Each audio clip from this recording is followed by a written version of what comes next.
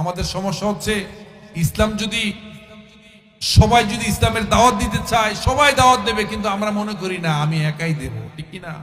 এই হিংসার কারণে আমরা সবসময় মানুষের প্রতি আমরা ক্ষতি করি, মানুষকে নিয়ে বাজে কমেন্ট করি। ইয়াং ভাই যুবকরা, তোমাদের পায়ে হাত দিয়ে বলছি, উল্টাপাল্টা কমেন্ট করবা না, আলেমদেরকে নিয়ে আজে বাজে কথা বলবা না, কনস্ট্রাকটিভ তোমার জ্ঞান থাকলে সমালোচনা করবা, লিখবা যে মুহতারাম আপনি খুব সুন্দর বলেছেন, যথার্থ বলেছেন, তবে আমার মনে হয় কোরআন হাদিসের আলোকে যদি তোমার রেফারেন্স জানা থাকে, এই হাদিসের আলোকে, এই আয়াতের আলোকে আপনি এইখানে মনে হয় আরেকটু সুন্দর করলে ভালো হতো, এইভাবে যদি আপনি লিখেন, যে কোনো আলেম আপনার প্রতি খুশি হবে না?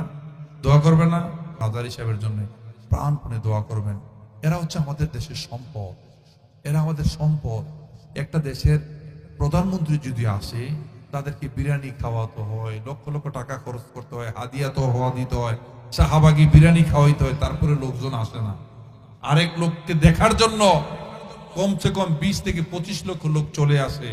এই লোকগুলো দেশের সম্পদ। শুধু আজারি সাহেব নয়, এই সমস্ত যারা হক্কানি আলেম, যাদেরকে দেখতে লক্ষ লক্ষ লোক চলে আসে, তাদেরকে আপনারা সাপোর্ট করবেন, তাদের জন্য দোয়া করবেন।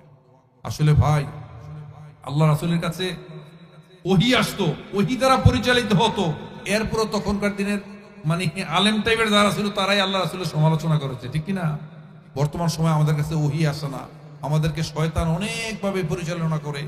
আমাদের সমস্যা হচ্ছে ইসলাম যদি সবাই যদি ইসলামের দাওয়াত দিতে চায় সবাই দাওয়াত দেবে, কিন্তু আমরা মনে করি না আমি একাই দেব, ঠিক কিনা?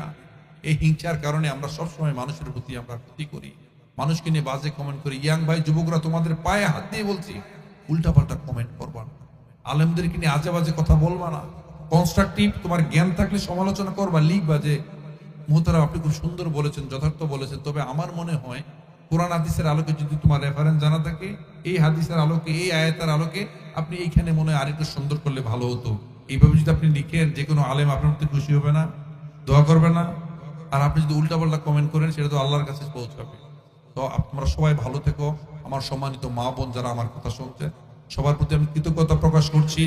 প্রবাসী যারা আছেন, যারা এই প্রোগ্রামটাকে আয়োজন করেছেন, আমি সবার প্রতি ধন্যবাদ, কৃতজ্ঞতা প্রকাশ করছি। এখন আপনাদের সামনে বেশি না 2-4-5 মিনিট, আমার গলাটা একটু বসে আছে, আমিও দোয়া করি আপনাদের সামনে। সম্মানিত পীর সাহেব হুজুর, আমাদের গাছতলা পীর সাহেব হুজুরের সাহেবজাদা, তিনি 2-4টা কথা বলবেন 5 মিনিটে, তারপরে ছোট্ট একটা মুনাজাত ধরবেন। আপনারা ইনশাআল্লাহ থাকবেন তো? আল্লাহ চাই তো থাকবেন। লিল্লাহি তাকবীর।